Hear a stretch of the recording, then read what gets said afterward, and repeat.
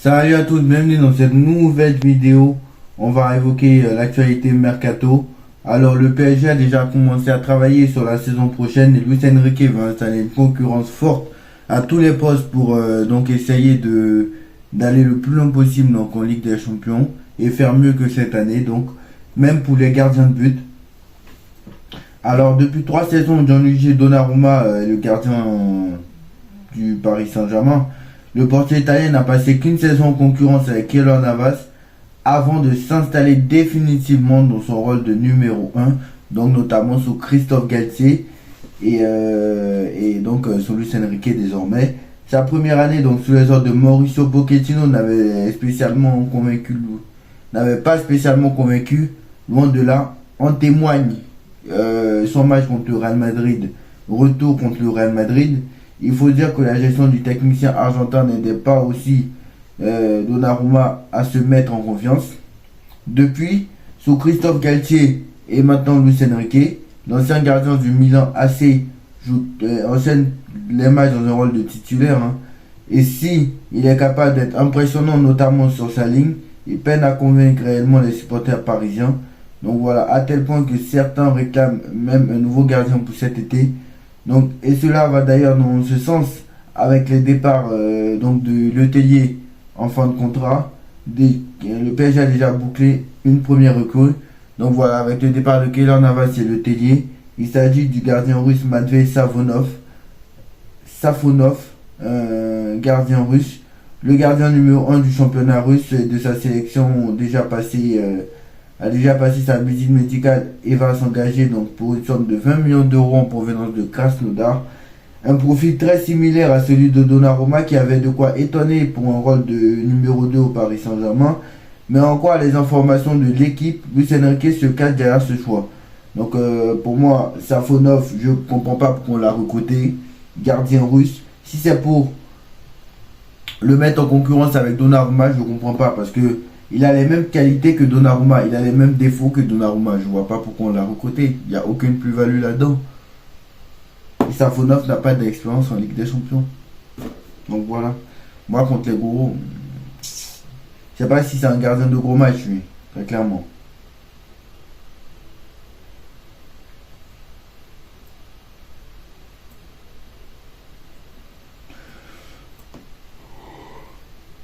Donc, selon les informations du quotidien français, le coach espagnol a tout simplement décidé qu'il n'y aurait plus du tout de hiérarchie la saison prochaine. Pour faire simple, Donnarumma n'est plus le gardien numéro 1 du Paris Saint-Germain. La direction a fait passer ce message donc à Donnarumma, Tenas et donc Safonov avant la trêve internationale. Une décision qui a été peu appréciée par le portier italien qui n'a jamais caché se sentir mieux lorsqu'il connaissait une stabilité en tant que numéro 1. Mais voilà, ce n'est pas ce que souhaitait, donc pas le souhait de sa direction. Et l'arrivée de Safonov, qui a des qualités similaires à Donnarumma, va dans ce sens. Pour convaincre le gardien russe de débarquer, le PSG ne lui a pas vendu un rôle de numéro 2. Et cette décision de Luis Enrique risque donc d'être très appréciée par Safonov. En revanche, Arnaud Tenas, qui aurait de quoi se réjouir, ne semble pas non plus être enchanté. Selon l'équipe, l'ancien portier du Barça souhaite être prêté en Liga pour avoir du temps de jeu.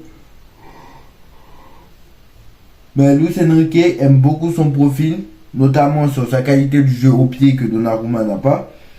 Il souhaite s'appuyer sur lui et ne veut pas le laisser partir en prêt comme il le souhaite depuis plusieurs semaines.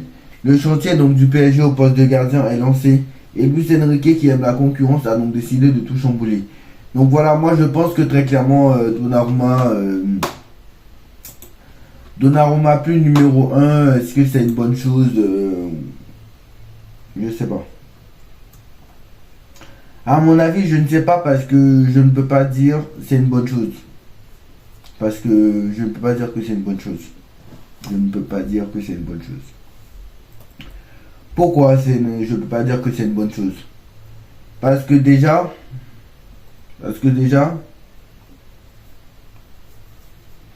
les autres gardiens, Safonov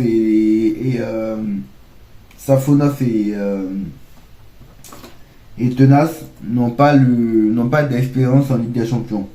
Donc contre les grosses équipes, c'est compliqué. Si c'est pour être décisif en Ligue 1 et en Ligue des Champions 0, autant garder Donnarumma. Parce que Donnarumma, lui, on lui reprochait, surtout cette saison, de ne pas être décisif dans les gros matchs. Parce qu'en Ligue 1, il faisait des arrêts impressionnants. Donc voilà. Donc je répète, si ça pourrait être décisif en Ligue 1, mais pas en Ligue des Champions, c'est pas la peine. Donc voilà, après il faut voir. Mais pour moi, 20 millions d'euros pour un gardien, c'est assez bizarre. Donc voilà, j'espère que ils ont réfléchi. Donc voilà.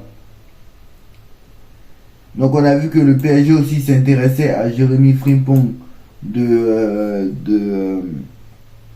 Bayer Leverkusen.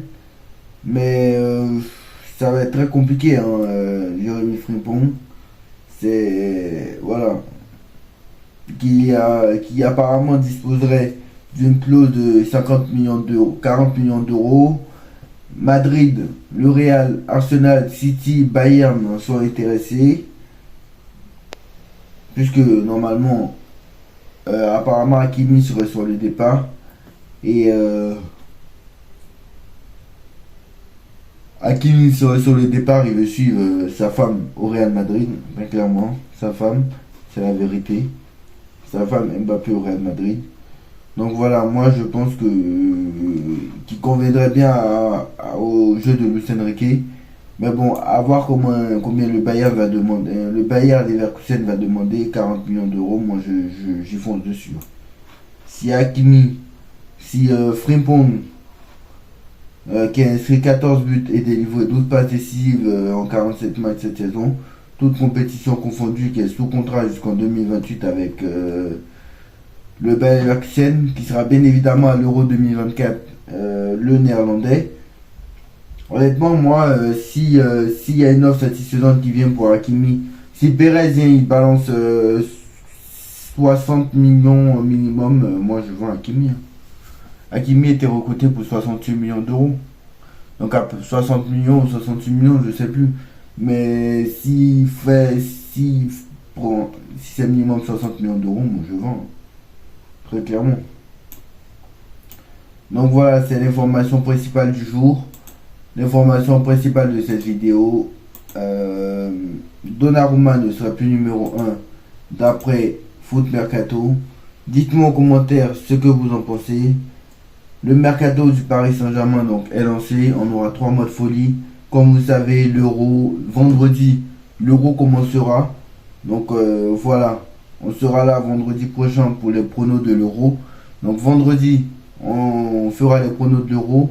Et vendredi soir, on débriefera ensemble le match Allemagne-Écosse, je crois, si je ne me trompe pas.